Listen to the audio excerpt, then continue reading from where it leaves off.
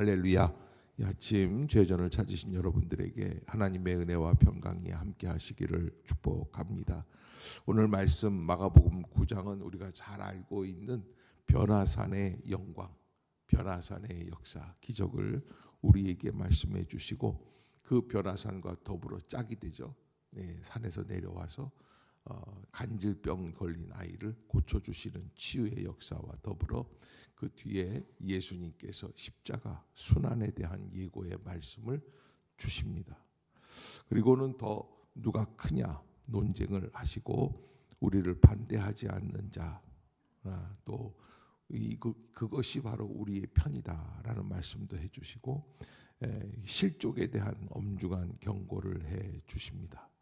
아무튼 여러 의미가 담겨 있는 마가복음 9장이고 8장에 이어서 예수님의 십자가의 고난이 점점 다가오고 있는 가운데 오늘 9장의 말씀을 주셨다라고 하는 것입니다.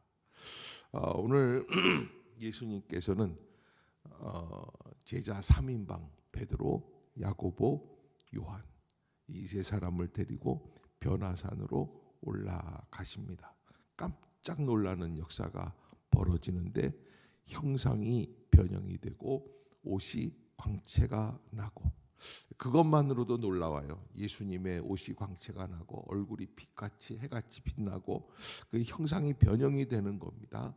그런데 그렇게 하는 것과 동시에 4절에 보면 엘리야가 모세와 함께 그들에게 나타나 예수와 더불어 말씀하셨다라고 기록이 되어 있는데 이 엘리야와 모세, 엘리야는 선지자의 아버지, 선지자를 대표하는 사람이고 모세는 율법을 전달한 자로서 율법의 아버지라고 말할 수 있는 이 두 분 선지자와 율법을 대신해서 나타나서 예수와 더불어 말씀을 하셨다. 그런데 예수님과 더불어 무엇을 말을 하였을까라고 하는 것은 많은 성서학자들이 이 부분이 바로 예수 그리스도의 십자가의 순환의 예고의 말씀, 앞으로 십자가가 어떠한 것이냐. 그러기에 예수님께서 이 광경을 베드로, 야고보, 요한에게 보여주신 것이 무엇 때문인가 하는 것은 십자가라는 것은 바로 이렇게 하나님 나라의 영광을 나타내는 사건이다라고 하는 것을 우리에게 보여주신 사건이다라고 우리가 받아들이게 되는 것입니다. 그러나 그 뜻을 알 턱이 없는 베드로가 5절에 보면 베드로가 예수께 고하되 랍비여 우리가 여기 있는 것이 좋사오니 우리가 초막 셋을 짓되 하나는 주를 위하여 하나는 모세를 위하여 하나는 엘리야를 위하여 하사이다 이렇게 표현을 하면서 베드로는 그 신비스러운 광경에 압도당하고 자기가 무슨 말을 하는지도 모르고 거기에서 영원히 있었으면 정말 천국 같겠다라고 하는 생각을 하게 되었다라고 하는 것이죠. 그러기에 그때 무슨 말을 하는지 알지 못하는 그때입니다. 7절을 한번 볼까요? 시작. 마침 구름이 와서 그들을 덮으며 구름 속에서 소리가 나되 이는 내 사랑하는 아들이니 너희는 그의 말을 들으라 하는지라. 아멘. 여기 이는 내 사랑하는 아들이니 구름 속에서 음성이 나왔다는 거예요. 이는 내 사랑하는 아들이니 하나님이 인정해 주시는 말씀이죠.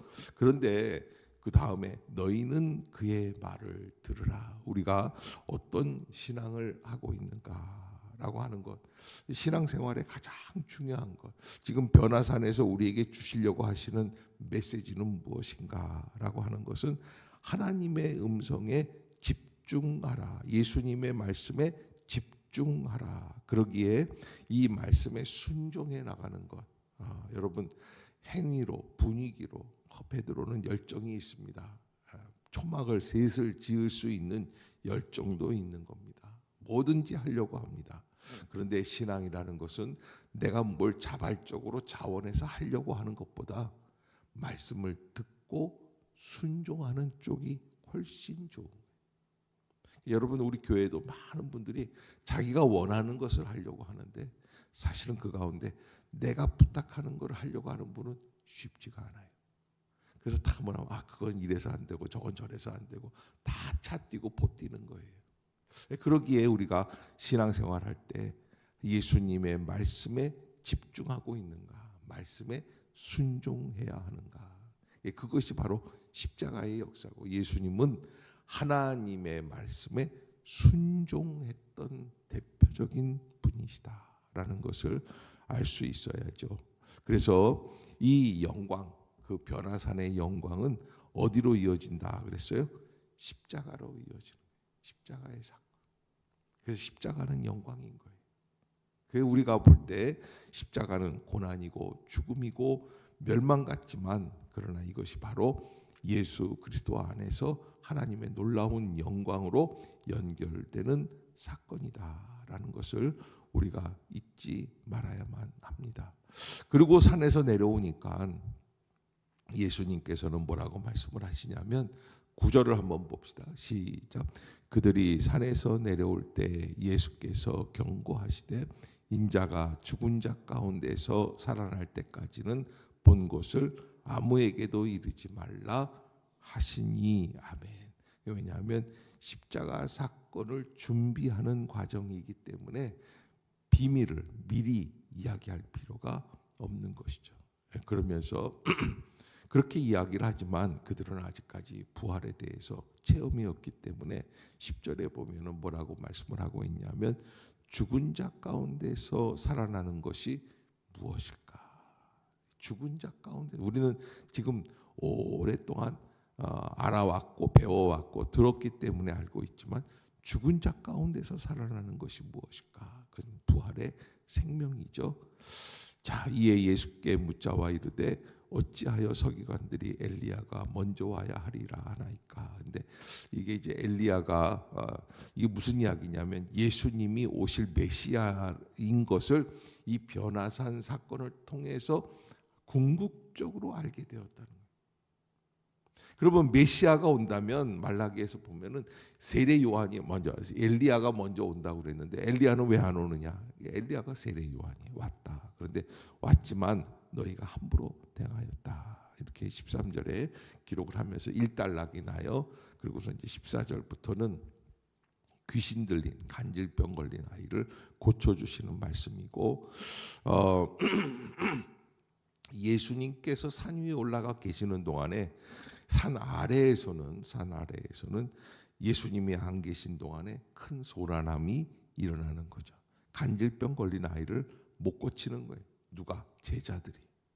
그래서 그 제자들을 향해서 따끔하게 야단을 치시고, 그리고 귀신에게 명하여서 그에게서 나오라 이렇게 말씀을 해 주십니다. 그때 이 아이의 아버지가 와서 이렇게 이야기하는 것을 보게 되죠.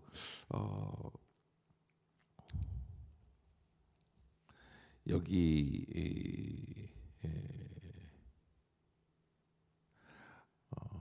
18절을 한번 읽어봅시다. 18절 시작.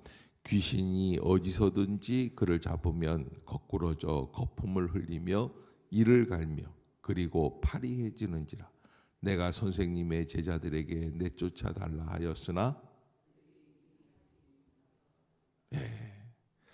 그래서 그 제자들의 지금 고치지 못하는 능력 없음에 대해서 말씀을 하는 거예요. 그러니까 예수님이 그를 내게로 데려와라. 그러니까 언제부터 이렇게 되었느냐? 어릴 때부터 그랬다. 귀신이 그를 죽이려고 불과 물에 자주 던졌다. 그러면서 22절 그러나 무엇을, 시작, 그러나 무엇을 하실 수 있거든 우리를 불쌍히 여기사 도와주옵소서. 아멘. 자, 여러분, 이게요 겸손한 이야기 같지만 그러나 사실은 굉장히 교만한 이야기가 돼요. 할 수 있으면 한번 해봐라, 이런 의미가 담겨 있어요. 당신의 능력이 뭔지 한번 보여줘 봐라. 기적은 누구에게 보여주기 위해서 하는 게 아니에요. 기적은 누가 행하는 겁니까? 하나님이 행하시는 거예요. 하나님의 역사예요. 하나님의 뜻이에요.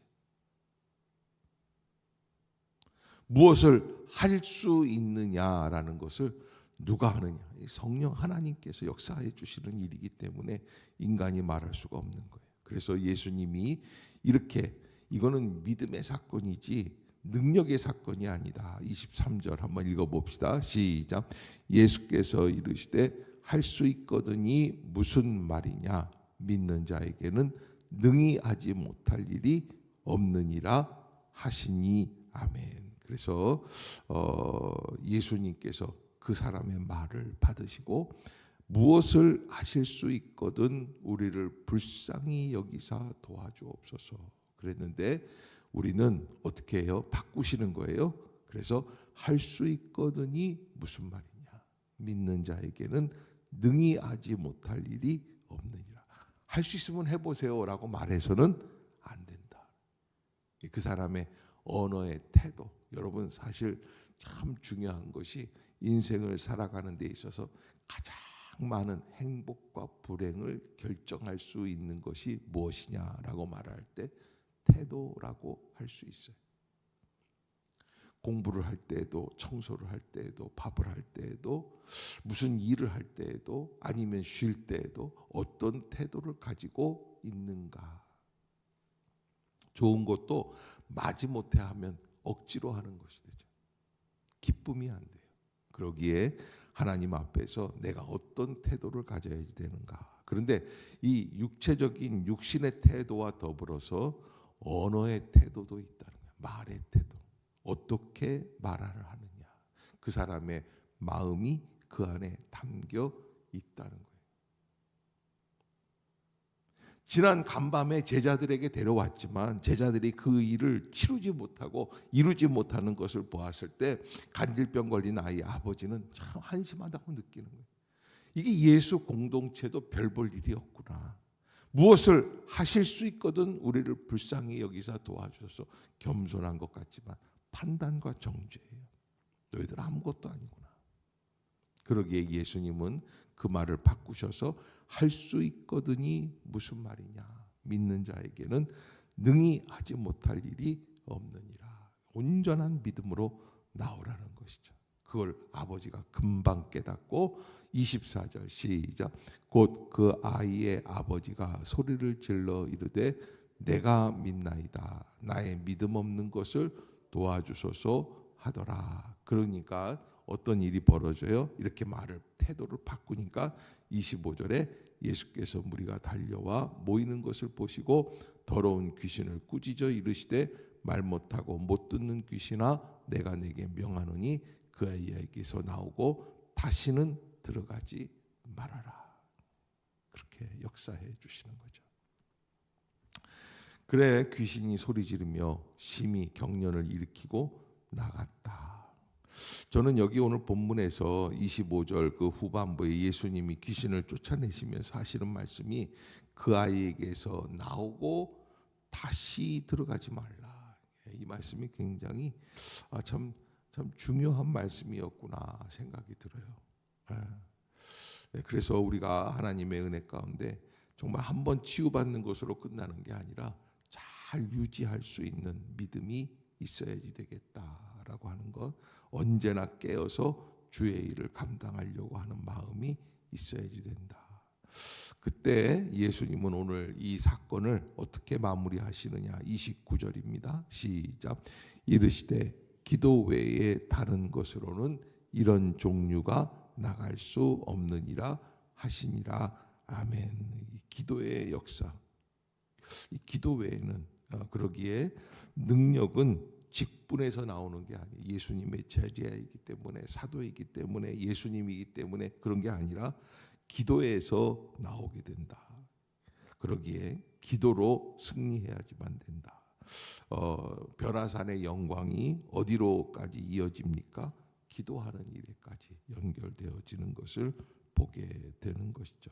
그리고서는 예수님이 두 번째 죽음과 부활에 대해서 예언해 주시고 이 예언의 말씀이 너무 엄중하니까 제자들은 깨닫지 못하고 묻기도 두려워하고 왜 외면하려고 하고 왜 도저히 있어서는 안 되리기 때문에 왜 그렇습니까? 제자들은 무엇을 상상하고 있어요?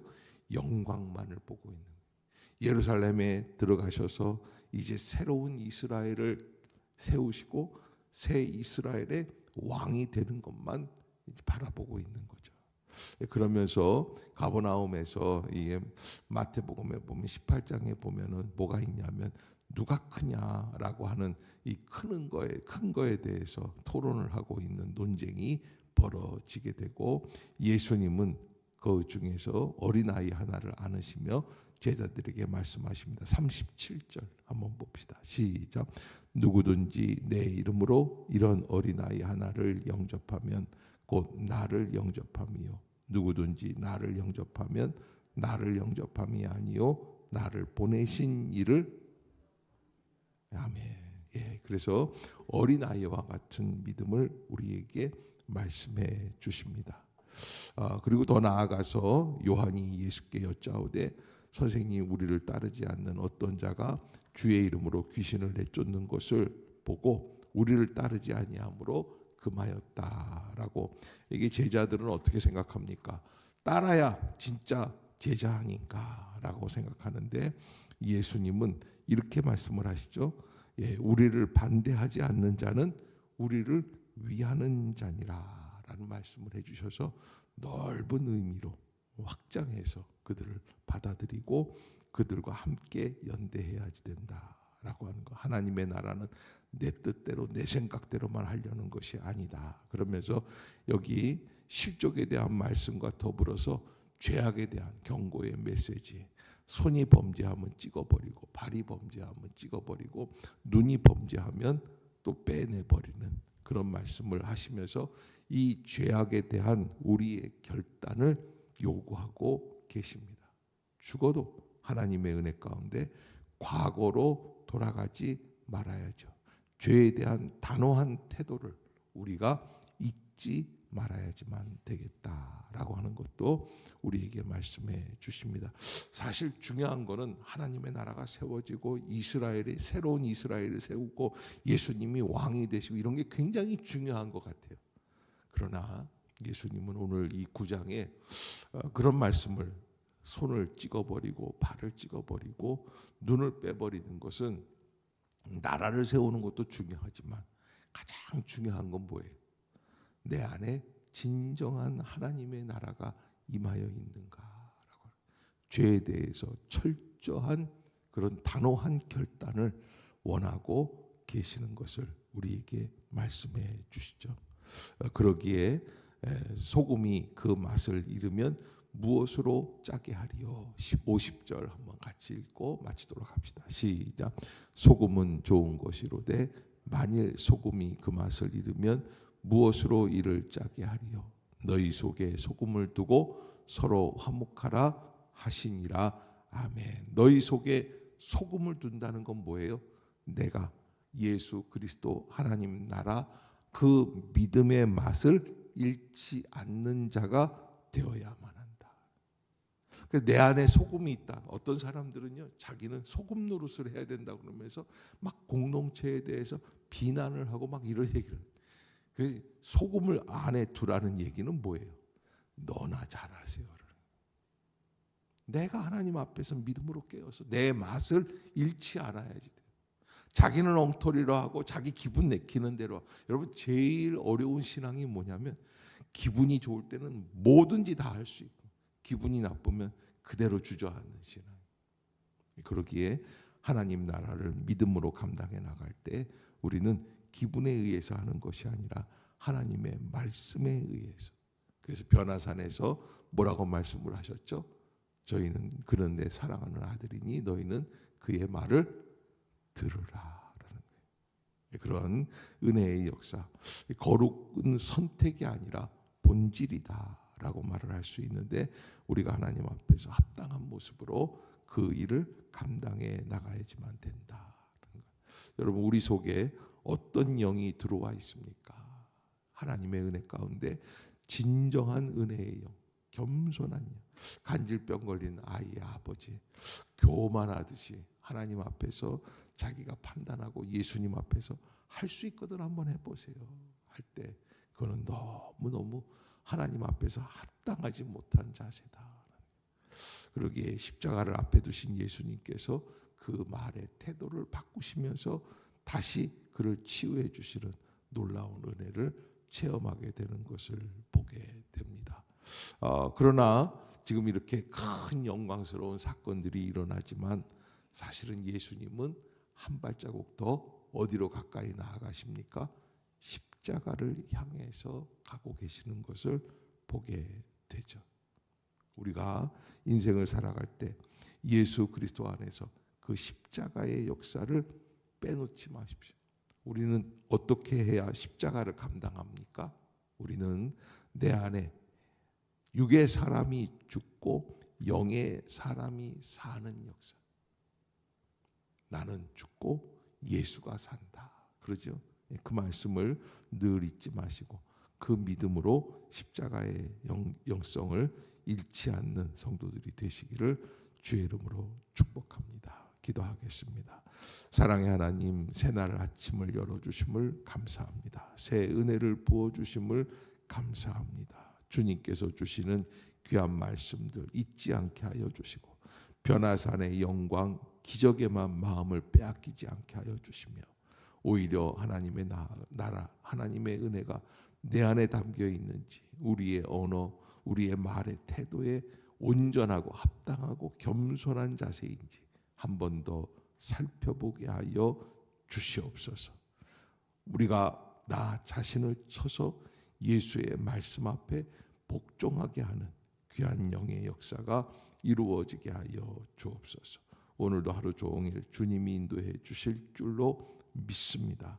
예수님의 이름으로 기도드리옵나이다. 아멘. 하늘의